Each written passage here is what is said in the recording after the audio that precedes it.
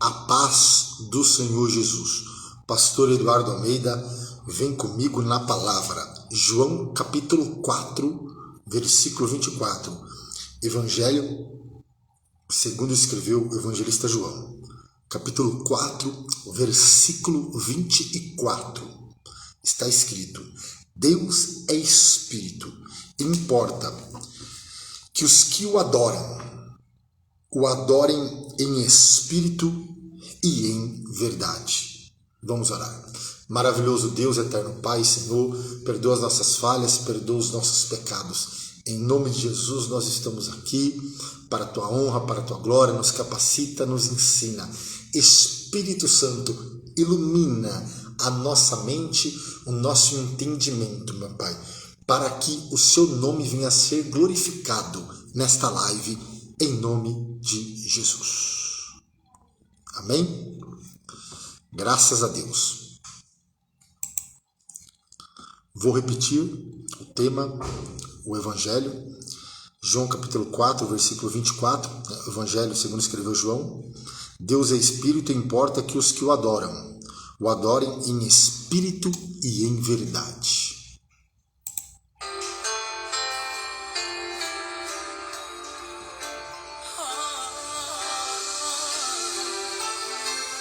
Glória a Deus. Não vai dizer que acabou, não vai entregar os pontos, não. Foi Deus quem te escolheu a dedo, irmão. E Ele conhece a tua vida e o mais profundo sabe como tem se comportado diante dele. Adore a Ele. Quantas vezes vamos ter que entender que no deserto o gosto é bem melhor, que na prova conhecemos mais a fundo nosso Deus. Ele não é como um homem, não nos deixa só no momento em que a gente mais precisa.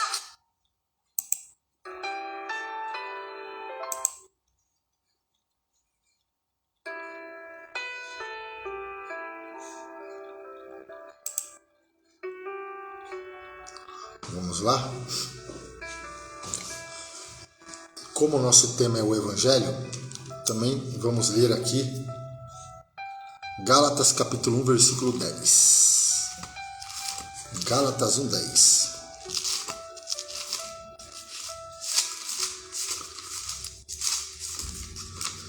Gálatas.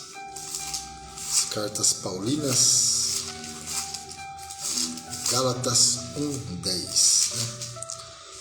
Gálatas fala sobre também a lei e a graça, né? Estavam querendo judaizar o Evangelho. Então é uma carta de combate. 1, 10. 1, 10. Gálatas capítulo 1, versículo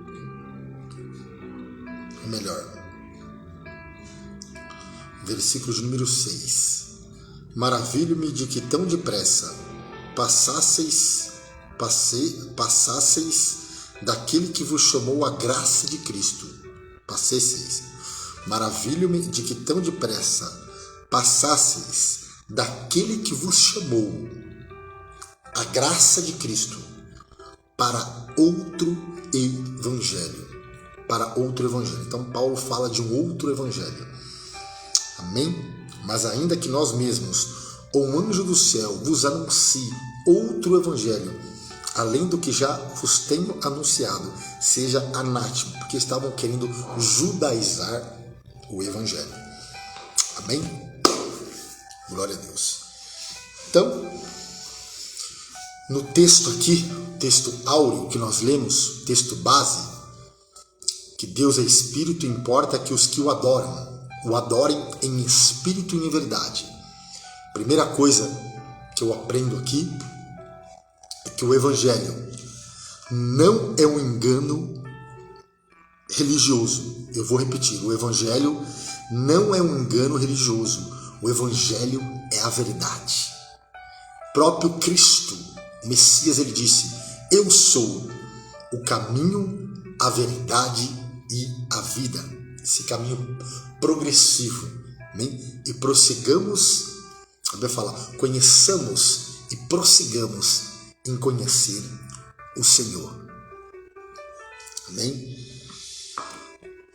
E nós lemos um texto em João capítulo 4, um versículo, mas se nós formos ver o contexto, o bojo ali, fala de um encontro que Jesus teve com uma mulher samaritana. Um encontro, e esse encontro trouxe um ótimo resultado para a vida daquela mulher, porque o Evangelho transforma as pessoas, o Evangelho transforma caráter. Então o Evangelho não é um engano religioso, o Evangelho é a verdade.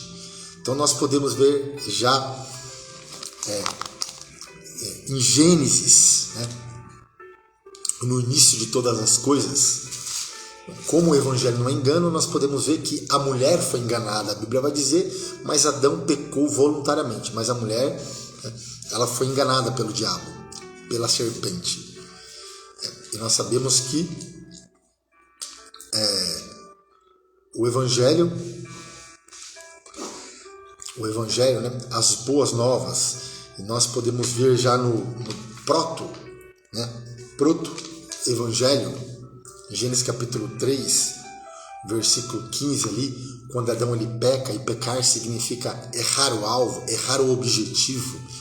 E só há uma maneira, um meio de nós não errarmos o alvo, de não errarmos o objetivo, é continuar olhando para o autor e consumador da minha, da sua e da nossa fé, que é Jesus Cristo de Nazaré. Então continue, prossiga, caminhe, olhando para o autor da nossa fé, que é o Messias, que é Cristo, Jesus Cristo. Amém?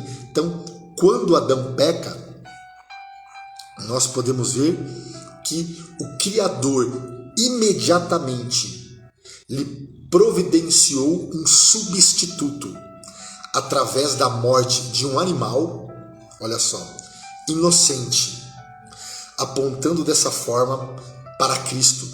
Então, portanto, já no Éden, Deus apresenta duplamente o Redentor, de uma forma indireta, quando Adão e Eva ali, eles pegam uma folha de uma figueira e se vestem, mas Deus depois vai e veste Adão e Eva com vestes de um animal, que ali já aponta para Cristo.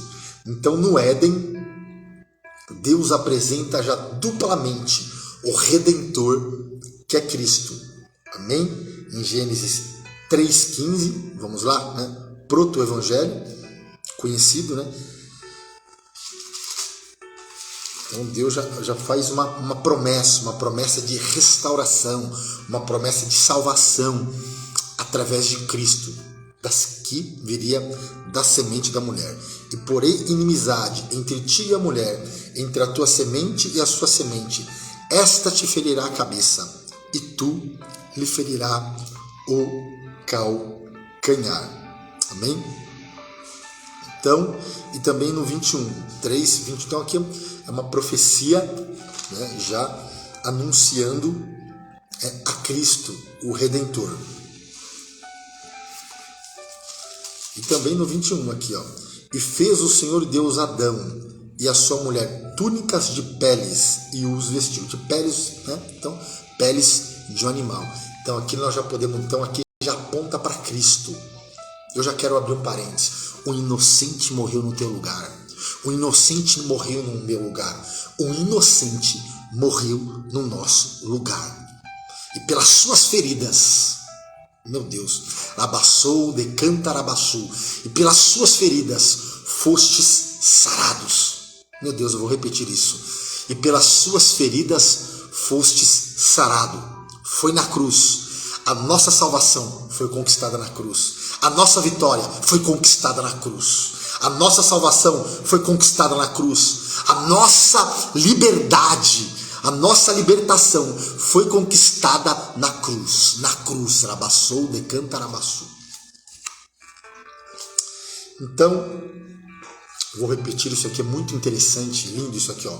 Portanto, no Éden, Deus apresenta duplamente o Redentor, proferindo a promessa de redenção, Gênesis 3,15, que da semente da mulher viria um, né, que traria, que restauraria, que traria restauração, que traria salvação, e nos trouxe, Cristo nos trouxe, Cristo nos restaurou na cruz, Cristo nos reconciliou na cruz, Cristo nos libertou na cruz, e sacrificando o animal inocente para vestir Adão e Eva.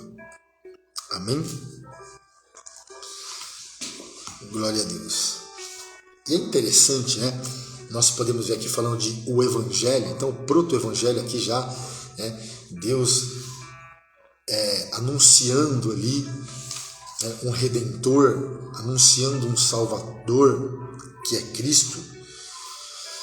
Como nós estamos falando do Evangelho no grego significa as boas novas, nós podemos ver que no Éden havia um rio, ó, e saía um rio do Éden para regar o jardim. E dali se dividia e se tornava em 4 braços. Era um rio, mas se tornava em 4 braços. O nome do primeiro, Pison, que significa água transbordante. E o que rodeia toda a terra de Avilá, onde há ouro. E o outro dessa terra bom, ali há o bedélico e a pedra sardônica. E o nome do segundo é Gion, que significa salto. E o nome do terceiro é Edequel, que significa tigre. E o nome do quarto é Eufrates, que significa água boa. Então é um rio, mas se dividia em 4 braços. Olha só, era um rio e saía um rio do Éden para regar o jardim. Dali se dividia e se tornava em 4 braços. O Evangelho é um Evangelho. É um Evangelho, mas Mateus, ó, os 4 evangelistas, Mateus apresenta Jesus. Ó, Mateus apresenta Jesus como o Messias. Mateus apresenta Jesus como o Rei de Israel, como o Messias. Que lindo isso, né? Olha aqui. Era um rio, mas se dividia em 4 braços. Glória a Deus.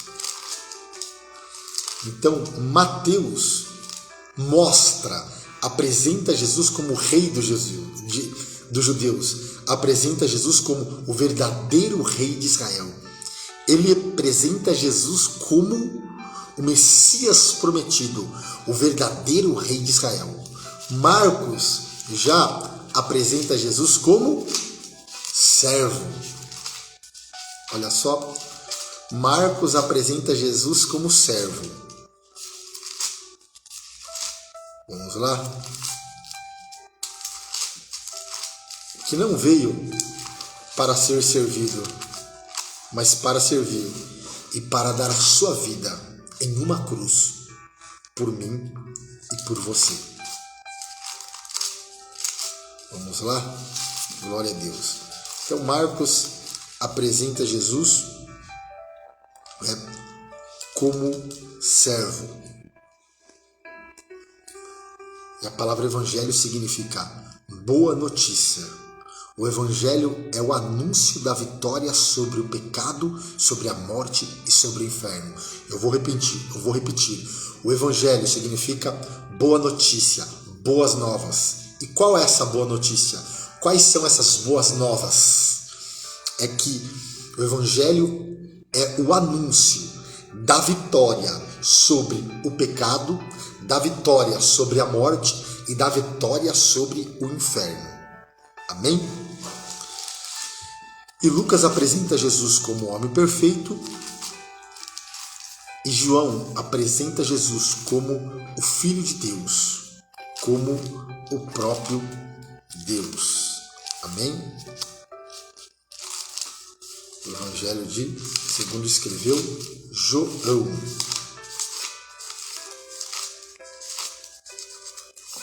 Apresenta Jesus como o Verbo, apresenta Jesus como Deus, apresenta Jesus como o Verbo que se fez carne. Então, é isso que João desenvolve no seu Evangelho, né?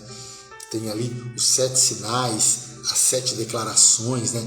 O eu sou o pão da vida, eu sou a porta, eu sou a ressurreição e a vida, eu sou o bom pastor.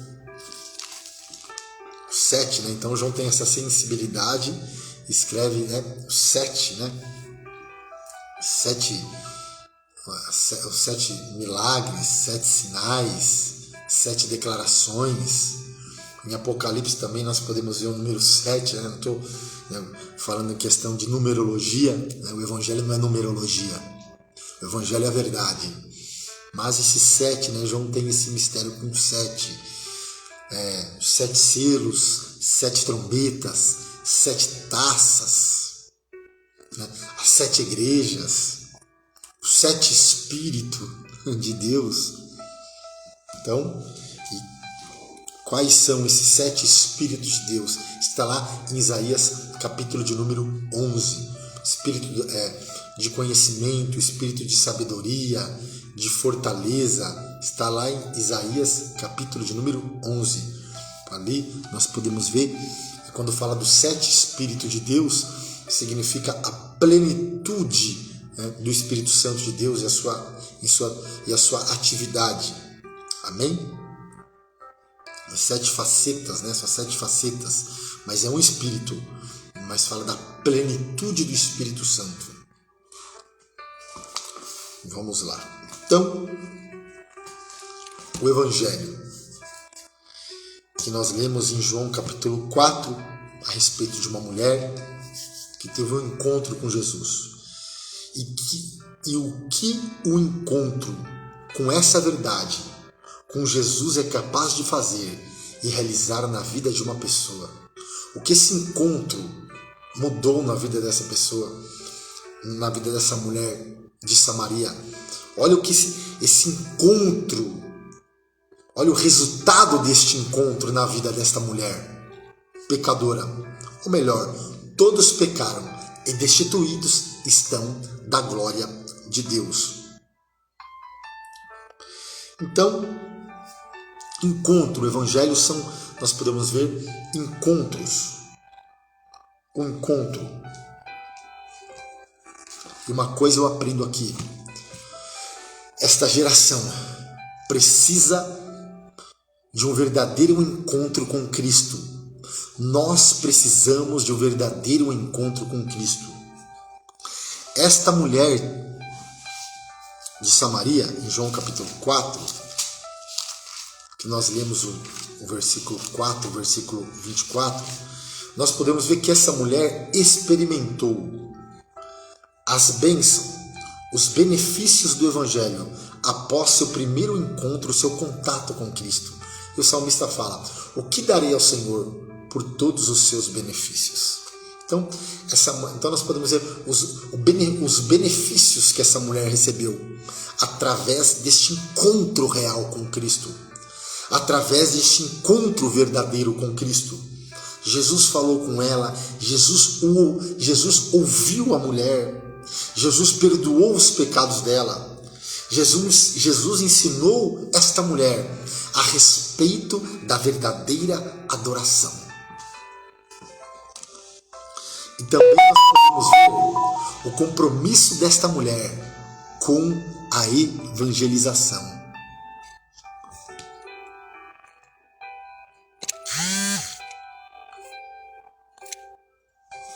O compromisso dessa mulher com a evangelização. Então nós podemos ver o encontro verdadeiro, com resultados extraordinários na vida desta mulher. Porque quando a venda cai de nossos olhos, quando a venda cai dos olhos, a primeira coisa que queremos é a verdade. Eu vou repetir. Quando as escamas caem dos olhos, a primeira coisa que queremos saber é a verdade. Por isso que o evangelho não é um engano religioso, não é superstição religiosa, não. O evangelho é a verdade, é o caminho e é a vida. E nós podemos ver que o evangelho não é um engano. Então e hoje nós podemos ver as pessoas estão sendo enganadas na questão da adoração. É aonde nós podemos ver a sutileza de Satanás enganando as pessoas na adoração, numa falsa adoração. Por isso que nós falamos, o evangelho não é uma falsa adoração, não é um engano religioso, não. O evangelho é a verdade. E essa mulher tinha essa dúvida acerca da adoração. E ela pergunta: onde é que eu devo adorar? Onde eu devo adorar? Vocês dizem que é lá, e nós dizemos que é aqui. Aonde eu devo adorar? Cristo fala: não é aqui e nem lá. E ele disse: aonde a adoração é espírito em verdade, não é aqui ou lá. E ele disse: não é aqui e nem lá, é aonde você estiver, em espírito e em verdade. Ó, ele fala: e disse-lhe a mulher: nossos pais adoram neste monte. Quer dizer, nossos pais falam que é aqui, e vós dizeis que é em Jerusalém, lugar onde se deve adorar. E disse-lhe Jesus: mulher, crê-me que a hora vem, que nem neste monte, nem em Jerusalém adorareis ao Pai. Vós adorais o que não sabeis, nós adoramos o que sabemos, porque a salvação vem dos judeus. Mas a hora vem, e agora é, em que os verdadeiros adoradores adorarão ao Pai em espírito e em verdade, porque o Pai procura os tais que assim o adorem. Deus é espírito, importa que os que o adorem, adorem em espírito e em verdade. Não é nem lá, e não é nem aqui, é em espírito e em verdade. Amém? Então nós reconhecemos. Quem reconhece essa verdade? Quem reconhece essa verdade? Se você pode adorar, adore, glorifique a Ele pela verdade que nos foi revelada através da palavra, através do verbo, através do Cristo. Então o evangelho é simples. É melhor pregar uma verdade simples do que uma mentira sofisticada. Eu vou repetir. Prefiro pregar uma verdade simples do que uma mentira sofisticada. Só conhecemos a história dessa mulher. Essa mulher, nós podemos ver que aparece na Bíblia. Só conhecemos a história dessa mulher porque Jesus, meu Deus, pega essa daí, porque Jesus entrou na história dela. Só conhecemos a história dessa mulher porque Jesus entrou na história dela. Senão esta mulher não estaria aqui. E precisamos reconhecer precisamos reconhecer que se temos alguma coisa, se somos alguma coisa,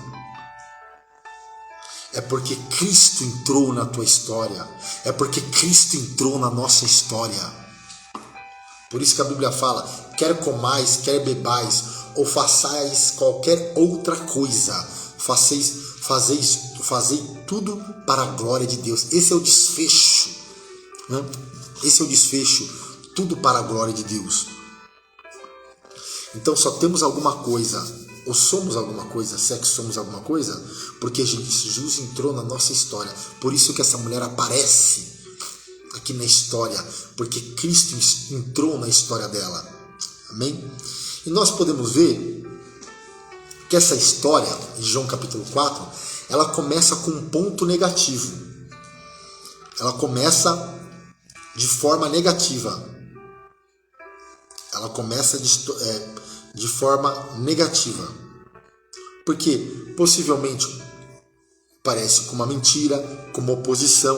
Capítulo 4, versículo 1. Ó. E quando o Senhor veio a saber que os fariseus tinham ouvido que Jesus fazia e batizava mais discípulos do que João, ainda que Jesus mesmo não batizava, mas os seus discípulos, deixou a Judéia e foi outra vez para a Galiléia. Então ele deixa a Judéia e vai para a Galiléia.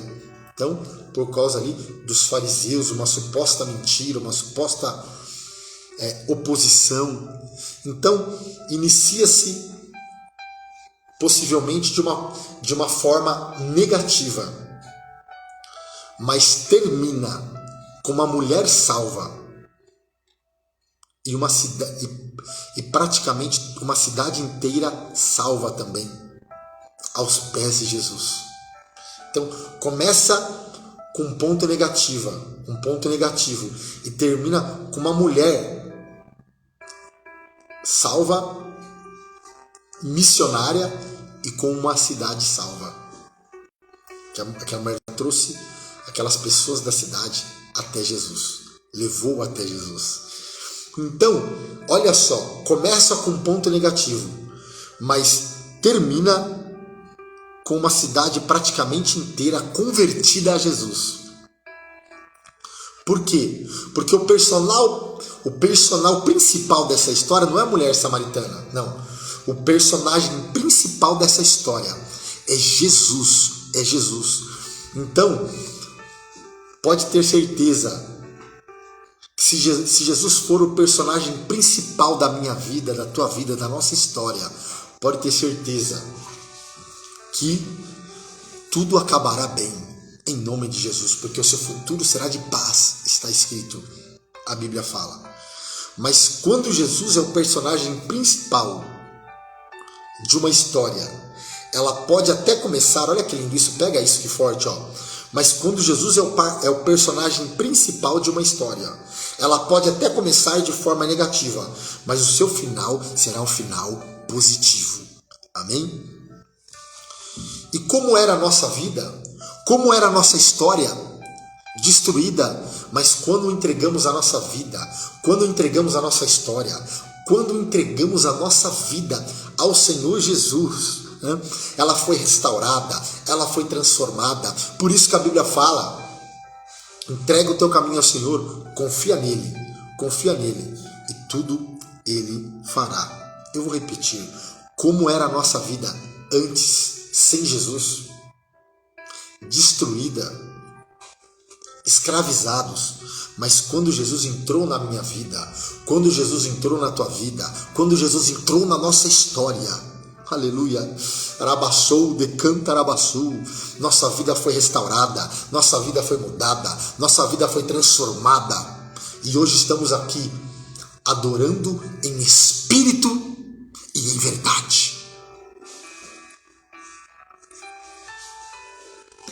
Amém? Glória a Deus. Então nós podemos ver algo interessante aqui, como Jesus ele reagiu, diante da oposição, diante dessa suposta mentira. Ele deixou a Judéia e foi para a Galiléia, e no caminho ele encontra essa mulher, tem um diálogo com essa mulher é convertida. Amém? Então Jesus, ele não vai para o embate, ele não vai para o embate, Jesus ele não vai para o debate, não. Jesus, ele não vai para o confronto, ele muda de lugar, olha. Ele deixa a Judéia e vai para a Galiléia. Eu vou repetir, Jesus ele não vai para o embate, Jesus ele não vai para o debate, não. Porque ele sabia qual que era a sua missão. Mas ele deixa a Judéia e vai para a Galiléia. E no caminho Jesus muda a história dessa mulher e de uma cidade inteira. Louvado seja Deus. Então, o Evangelho são encontros quando o homem e uma mulher têm um verdadeiro, um real, um autêntico encontro com Jesus. Grandes transformações acontecem. Sabe por quê?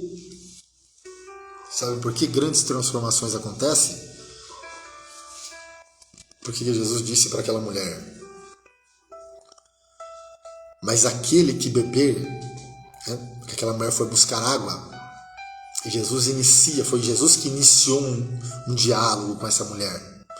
Foi Jesus que inicia o diálogo partiu de Jesus. Foi Jesus que iniciou um diálogo com ela. Foi Jesus que iniciou uma conversa com ela. E se nós estamos aqui, é porque foi Deus que iniciou, foi Deus que veio em nosso favor. Foi Deus, a iniciativa foi de Deus. Entendeu? A iniciativa foi de Jesus aqui com esta mulher. E na nossa vida, na história da salvação, não é diferente. A iniciativa foi do próprio Deus, porque todos pecaram. O homem não está em condição, o homem não tem condição de se aproximar de Deus.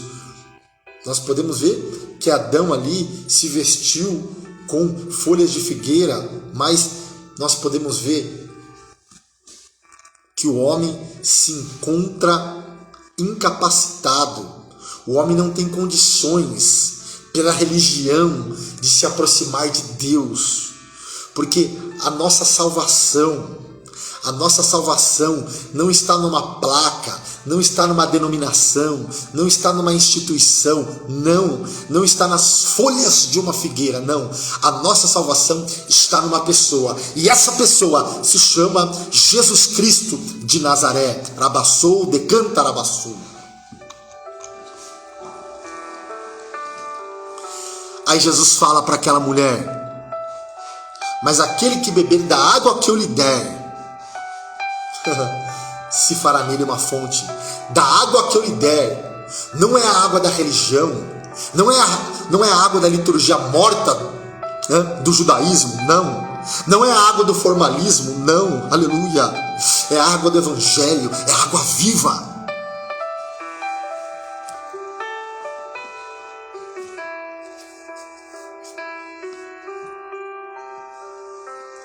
Então precisamos ter uma experiência. Ele te chama, venha ter uma experiência. Ele tem água viva, ele tem água viva para nos dar. Mas precisamos ter uma experiência, um verdadeiro encontro com Cristo. E o que é o Evangelho? E o que o Evangelho nos proporciona? O que o Evangelho...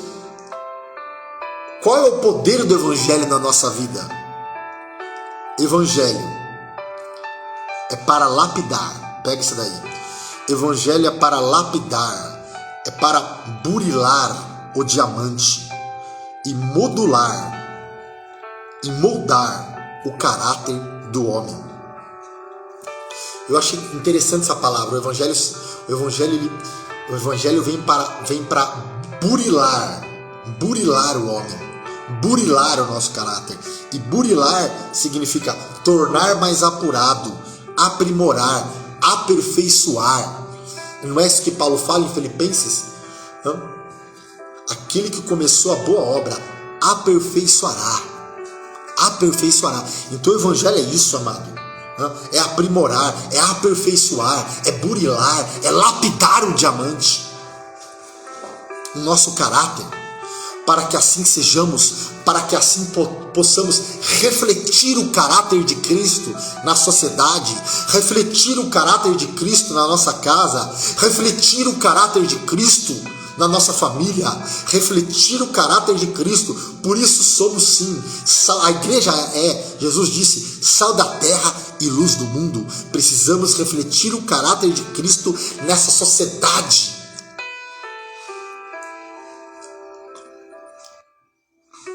O neopentecostalismo, ele centraliza-se mais nas coisas da terra.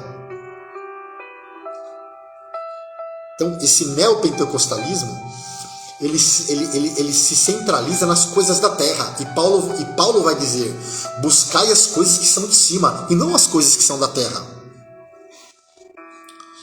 E para o neopentecostalismo, ainda falar de arrebatamento, isso Como é confrontador falar sobre o arrebatamento. Vamos lá. E nós podemos ver que esta geração, ela ama a terra e se esqueceu essa geração. Muitos estão centrados na terra, amam a terra. E nós não podemos se esquecer, a igreja do Senhor, a noiva, que nós somos peregrinos e forasteiros. Aqui na terra é deserto, existe bênção, milagres e provisão sobrenatural, mas aqui só é um treinamento. O nosso lugar é na Nova Jerusalém. Eu vou repetir, aqui na terra é deserto. Tem milagre? Tem. Tem provisão divina? Tem. Tem o sobrenatural? Tem. Mas aqui é só um treinamento, porque o nosso lugar é a Nova Jerusalém. E a nossa cidade, Paulo vai dizer, está no céu. Nós somos peregrinos e forasteiros. Amém? Estamos aqui de passagem. Aqui é só um treinamento, é deserto. Mas foi em terra seca que eu te conheci. Foi no deserto que eu te conheci. Então o tema aqui é o Evangelho. E o que é mais precioso no cristianismo? Sabe o que é mais precioso no cristianismo? E é isso que é Evangelho? É a salvação das almas e o desejo de ir para o céu. Duas coisas. O que é mais precioso no cristianismo é a salvação de almas e o desejo para ir para o céu. Quem ainda tem esse desejo? Moisés tinha esse desejo. Senhor, mostra-me a tua glória. Mostra-me a tua glória, Senhor. E o que aconteceu? Deus falou assim, homem nenhum verá minha glória e viverá, mas eu vou passar e tu vai me ver pelas costas. Ele se coloca ali na fenda da rocha. Deus passa, coloca a mão ali e ele tira, e Moisés vê Deus pelas costas, porque Moisés estava com o desejo de ver a glória de Deus. E a Bíblia vai dizer que assim como o veremos. Quem tem ainda essa esperança? Quem tem essa esperança, glorifique a Deus. A mente dessa geração está cravada na terra. Não quer o céu. O distanciamento do céu está gigantesco nesta geração. Mas a Bíblia vai dizer, o que o olho não viu, o ouvido não ouviu, e não subiu ao coração do homem, são as coisas que Deus tem preparado para aqueles que o amam. Mas hoje nós estamos debaixo olha que interessante, mas hoje nós estamos debaixo de um misticismo religioso, dessas profetadas, que são doutrinas de demônios. Eu vou repetir, isso aqui é forte, pega isso daí, ó. Mas hoje nós estamos debaixo desse misticismo religioso, dessas profetadas que são doutrinas de demônios, reveladores que só revelam o que o povo quer ouvir, ou falam a verdade, só revelam e falam o que o povo quer ouvir. Olha só, reveladores que só revelam o que o povo quer ouvir e não a verdade, só revelam e falam o que o povo quer ouvir. Tem ali um exemplo, Jeremias capítulo 28, do 1 ao 17 ali, quando Jeremias ele tem um confronto ali com os falsos profetas ali, com um falso profeta. Jeremias ele teve bastante problema com falsos profetas que profetizavam ali a paz, que o povo só ia ficar 2 anos na Babilônia, e não era isso, né? Deus fala, Jeremias, Deus usa o profeta, e Jeremias ele prega ali dizendo que Deus fala, vocês estão fazendo errar o meu povo, pregando a paz, e quando não a paz. Então, eram os falsos profetas. Então, uma geração que está sendo alimentada por doutrina de demônio. Tudo que alimenta a carne, tudo que mantém a pessoa presa na terra, é um evangelho muito bem aceito nessa geração. E quando você prega a verdade, o povo não quer ouvir. São comichões no ouvido. Mas existe um remanescente. Mas existe, cadê os remanescentes aí? Cadê os remanescentes? Então o evangelho é isso, é burilar, é aprimorar, é aperfeiçoar, é trabalhar na nossa vida, no nosso caráter, nos nossos segredos. E nós podemos ver que Jesus, ele deixa a Judéia e vai para a Galileia. Mas quando ele vai para a Galileia, no caminho, ele passa onde? E era necessário passar por Samaria. E ele vai a uma cidade de Samaria chamada Sicar. Porque nessa cidade de Samaria, e foi, pois, a uma cidade de Samaria chamada Sicar, havia uma mulher pecadora. E é isso que é a graça. Olha que lindo isso aqui, ó. A graça é como água. A graça é como água. Ela corre para baixo. Meu Deus, rabassou, decanta, rabassou, olha só. A água, ela corre nas partes mais baixas da terra.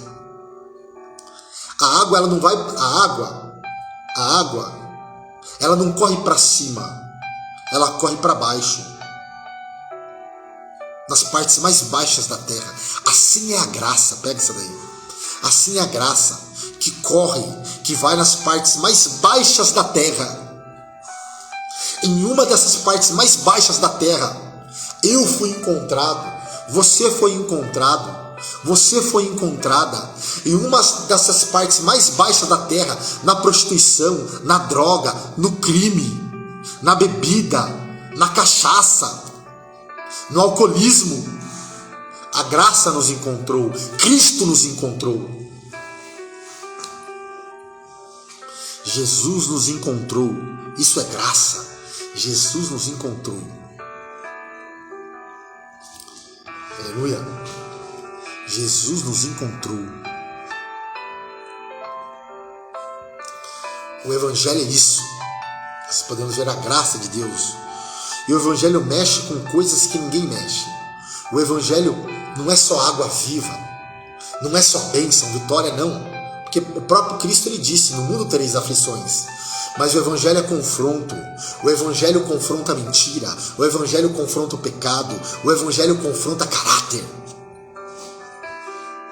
Mas também o evangelho coloca o homem de pé. Rabassou, decanta, rabassou. Eu vou repetir. O evangelho é confronto. O evangelho confronta a mentira. O evangelho confronta o pecado. O evangelho é confronto. É confronto. Mas também o evangelho coloca o homem de pé. Marcos capítulo 2.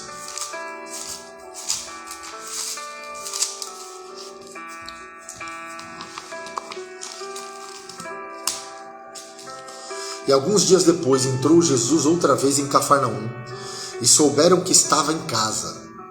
E logo se ajuntaram tantos que nem ainda nos lugares junto à porta eles cabiam, e anunciavam-lhe a palavra. Então estava tendo um culto na casa.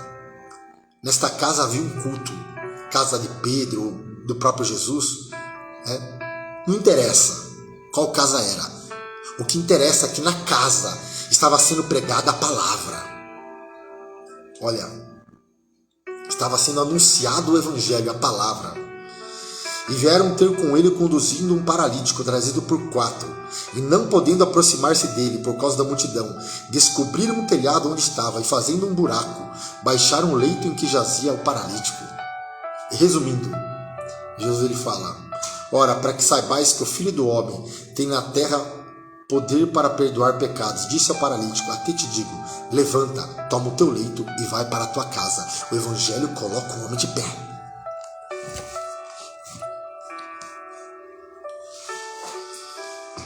Amém? Precisamos sepultar algumas coisas que ainda vivem dentro de nós. O que precisamos sepultar dentro de nós que desagrada a Deus? Eu vou repetir. Precisamos sepultar algumas coisas que ainda vivem dentro de nós. E só pela cruz. Isso só é possível pela cruz. Se passarmos pela cruz. Isso só é possível se passarmos pelo novo nascimento, pelo milagre da regeneração. Amém? Por isso que é bom andar com o profeta e não com o bajulador, porque o profeta tem a palavra na boca e no coração. Glória a Deus. Profeta sim, precisamos andar com profeta e não com bajulador. O que é o Evangelho? Nós podemos ver que o próprio Jesus ele determinou que a sua morte e ressurreição fosse o centro da pregação do Evangelho. Então, este ponto aqui é interessante. A essência do Evangelho é a crucificação e a ressurreição. O próprio Jesus determinou que a sua morte e ressurreição fossem o centro da pregação do Evangelho. Está lá em Lucas capítulo 24, versículo 44. Vamos ver? Lucas 24, 44.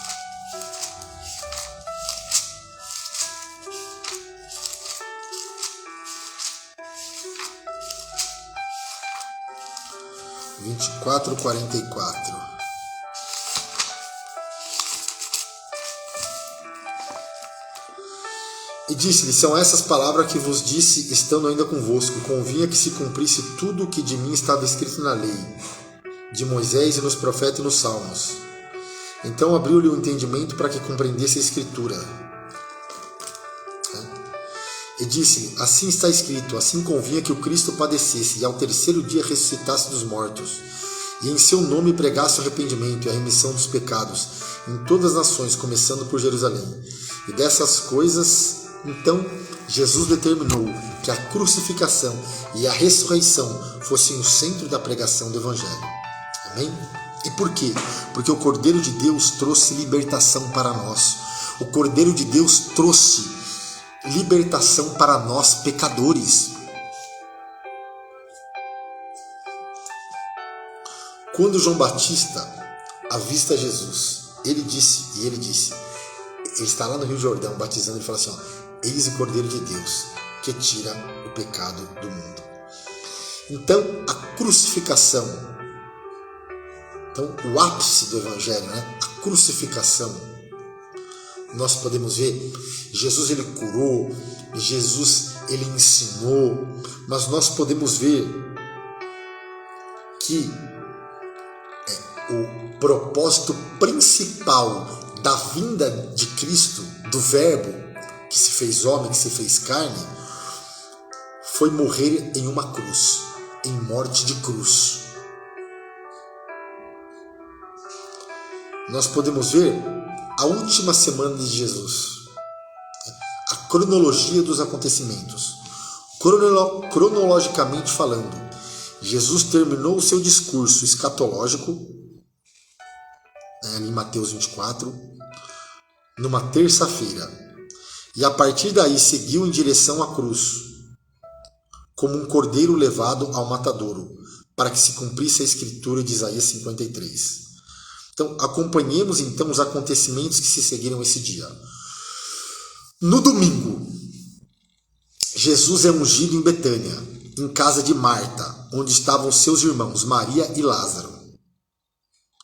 E João diz que este acontecimento deu-se 6 dias antes da Páscoa, portanto, exatamente no domingo. Então, no domingo, Jesus é ungido em Betânia, na casa de Marta. Na segunda-feira, a entrada em Jerusalém. Jesus chora sobre a cidade. Na terça, ele faz a purificação do templo. E após censurar os escribas e os fariseus, dá aquele sermão escatológico de Mateus 24. E ele acrescenta, bem sabeis que daqui a 2 dias é a Páscoa. Na quarta, os evangelistas não registram nenhuma atividade humana de Jesus nesse dia. Na quinta-feira, ele come a Páscoa com seus discípulos. À tarde e à noite segue para o jardim do Getsêmani. E na sexta-feira ele é crucificado. Vocês entenderam a cronologia? Eu vou repetir. No domingo ele é ungido em Betânia. Na segunda ele entra em Jerusalém e chora sobre a cidade. Na terça ele faz a purificação do templo, censura os escribas no capítulo 23 e no 24 dá o sermão escatológico. Na quarta os evangelistas não registram nenhuma atividade. Na quinta come a Páscoa com seus discípulos, institui a Santa Ceia. Na sexta-feira ele é crucificado e morto. Amém? E no domingo ele ressuscita. Cristo, ele vive. Mas é interessante, é que alguém Nós estamos aqui porque alguém pagou uma dívida. Alguém pagou uma dívida impagável. Esse alguém é Jesus. Jesus pagou uma dívida impagável. Por nós ele pagou. Nós nunca teríamos condição de pagar essa dívida. Eu vou repetir. Nós nunca teríamos condição de pagar essa dívida. Mas ele pagou com preço de sangue na cruz do Calvário. Então, quem passa pelo Calvário... Então, quando passamos pelo Calvário, a nossa vida nunca mais é a mesma. E eu vou repetir. Quando passamos pelo Calvário, quando passamos pela cruz, a nossa vida nunca mais é a mesma. Sabe por quê? Porque a cruz foi vitória. O sangue de Cristo é o sinal máximo da nossa vitória. Eu vou repetir. O sangue de Cristo é o sinal máximo da nossa vitória. O sangue de Cristo nos trouxe reconciliação. Nós éramos prisioneiros, mas Cristo nos libertou. Nós éramos escravos, mas Cristo nos libertou. Nós estávamos vendidos ao pecado, mas Cristo nos comprou com preço de sangue em uma cruz. Eu vou repetir. Nós éramos prisioneiros, mas Cristo nos libertou na cruz. Nós éramos escravos, mas Cristo nos libertou na cruz. Nós estávamos vendidos ao pecado, mas lá na cruz Ele nos comprou com preço de sangue. E olha onde Cristo nos colocou, aleluia. A Bíblia fala que Ele nos tirou de um charco de lodo e nos colocou junto com os príncipes. Amém? Então, os méritos de Cristo são debitados na nossa conta. Está pago. Que lindo isso, ó. Tetelestai, está pago. A nossa dívida foi paga. Amém? Glória a Deus. Que Deus te abençoe e te guarde. Vamos orar para que vamos agradecer a Deus. Maravilhoso Deus, eterno Pai, eu te agradeço por este momento, por esta palavra. Senhor foi crucificado, mas ressuscitou ao terceiro dia. O Senhor vive. Eu te agradeço por tudo, meu Pai, por este momento, por esta live, meu Pai, que possa tocar em cada coração, nas almas, meu Pai, em nome de Jesus. O Senhor te abençoe e te guarde.